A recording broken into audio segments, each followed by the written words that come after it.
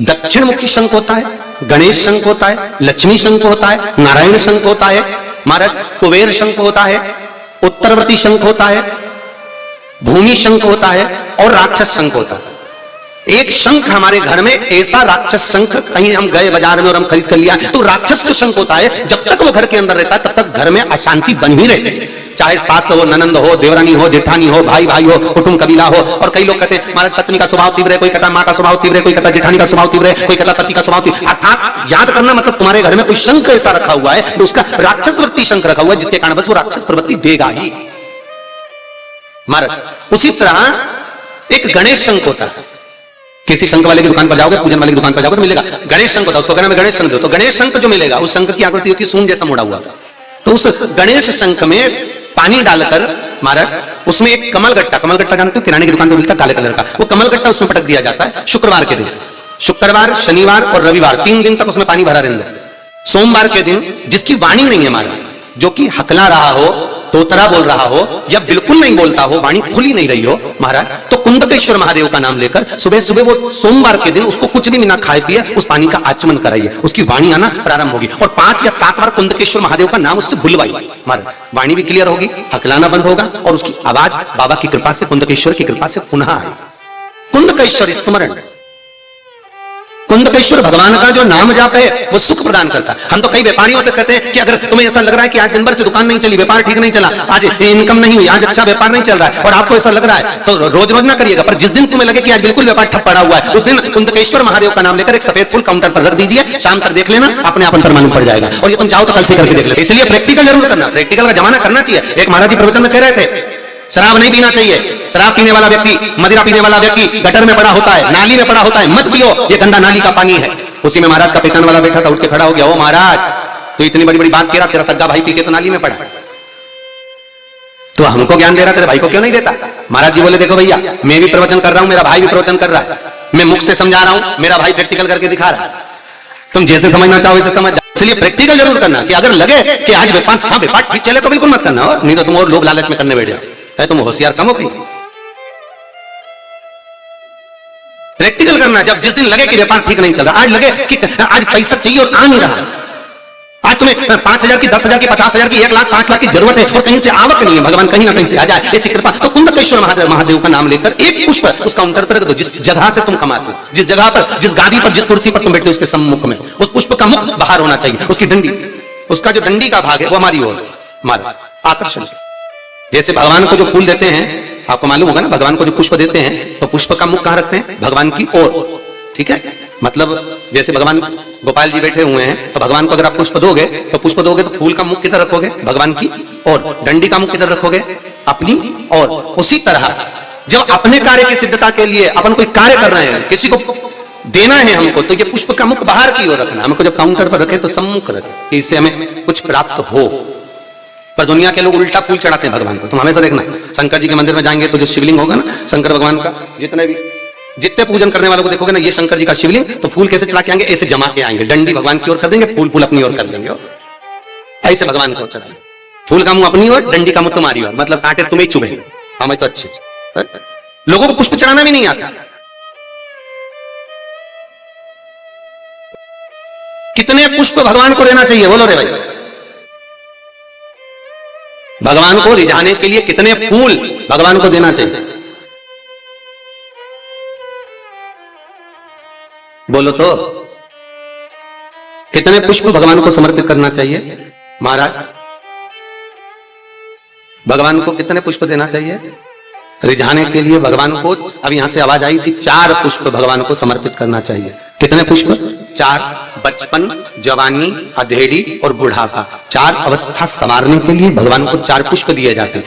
पुष्प देते समय, जिस दिन तुम भगवान को पुष्प दे रहे हो उस दिन हमें कुछ भी नहीं कहना, हमारी तरफ से ये पुष्प भगवान से कहे। पुष्प भगवान से क्या कहता है कि भगवान मुझ में जैसी सुगंध है वैसी इसके जीवन में सुगंध देना।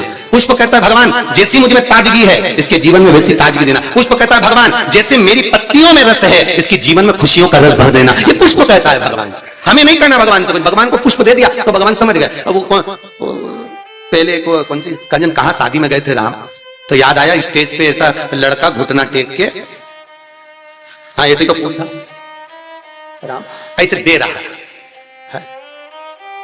तो हमने पूछ लिया, भैया ये हमारे यहाँ तो ब्याह में जब भावर होती है उसके पहले जयमाला कराते हैं, माला पिना देते हैं, तो ये फूल मूल का चक्कर तो हमको समझ में नहीं आया। तो हमने पूछा ये फूल काय को दिया है? तो कहा गुरु जी समर्पण के लिए दिया। हमने कहा बहुत बढ़िया। तो हमने कहा गोभी का दे देता तो सब्जी तो बन जाता। अब समर्पण देव मना नहीं है, पर हमारे यहाँ ऐसा विधान नहीं है फूल वगैरह देने का।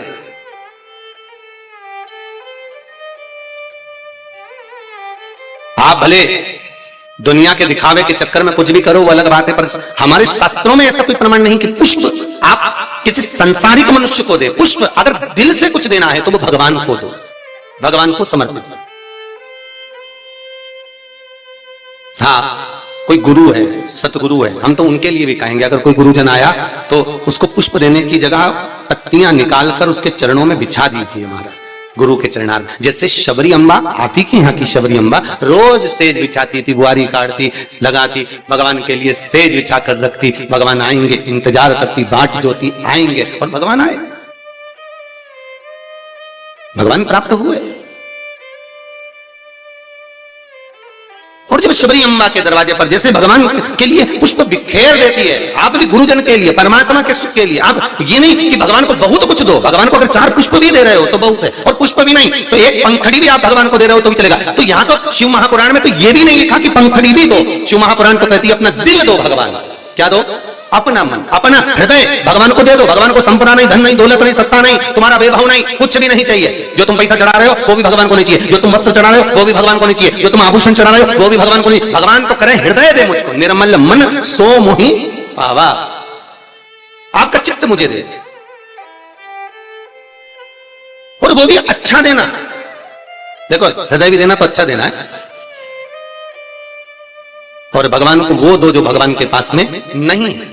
हम भगवान को वो देते हैं जो भगवान के पास में, ले आओ जरा वो फूल ले जाओ, भगवान को गेंदा का फूल चढ़ा दो, माला चढ़ा दो, ये चढ़ा दो। तो भगवान को, भगवान से भी तो पूछो तुम्हें अच्छा क्या लगता है, बताओ हम तुमने तुम्हारे लिए वो लेकर आएंगे। कभी भगवान से कहो जा,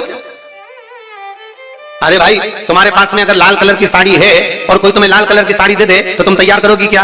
अरे बोलो तो, तुम्हारे पास तो पहले से अलमारी में 25-30 साड़ियां लाल कलर की रखी है, कोई पीली दे दे तो तुम तैयार नहीं करोगे। हाँ, ऐसा कोई कलर हो जो कलर तुम्हारे पास में नहीं है और किसी ने दिया तो तुमने उसमें तुरंत फाल पीको सब लगवा लोगों के तैयारी करके वो तुरंत रख दिया। बोलो रखोगी कि रखोगी? और मालूम पड़े किसी ने लाल साड़ी दे दी, पीली दे दी, नीली दे दी, जो तुम्हारे पास में पहले से थी और अच्छी साड़ी थी तो तुमने बहू को दे दी। बोलो दी कि नहीं दी? तुम्हारे तो काम आ नहीं रही तो तुमने बहू को दे दी, और अच्छी थी तो बेटी को दे दी। थोड़ी भी साड़ी अगर गड़बड़ थी तो भागवत जी पे चढ़ा दी, ठीक है, तो भागवत पे चढ़ा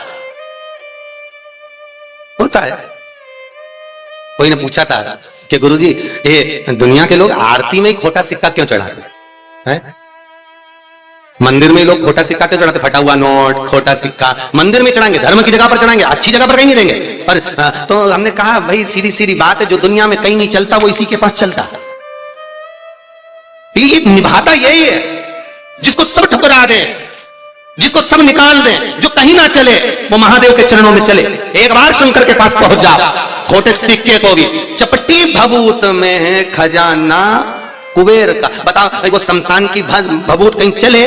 अरे बोलो तो कहीं नहीं चले। अगर कोई मुर्दा जलाने जाए तो घर आके नहाए, तो पत्नी करे बाहर बाल्टी रखिए नहा लो जा, और अगर ऐसी घुस जाए घर में फिर देखो तुम्हें तो अक्ल ही नहीं है, मुर्दा जला के आए हो, पूरी अकल वहीं पे छोड़ी आए शमशान में। बाहर जाओ ना, कपड़े भी वहीं छोड़ दो, वहीं गीला करो, जिस गाड़ी पर आए गाड़ी पर पानी डलवाए, चप्पल भी गीली करो, मोबाइल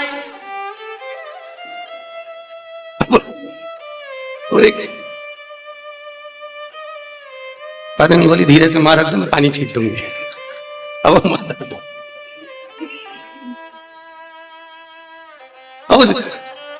विचार करना, वो शमशान की राह कहीं नहीं चले, पर एक ही को चले। किसको?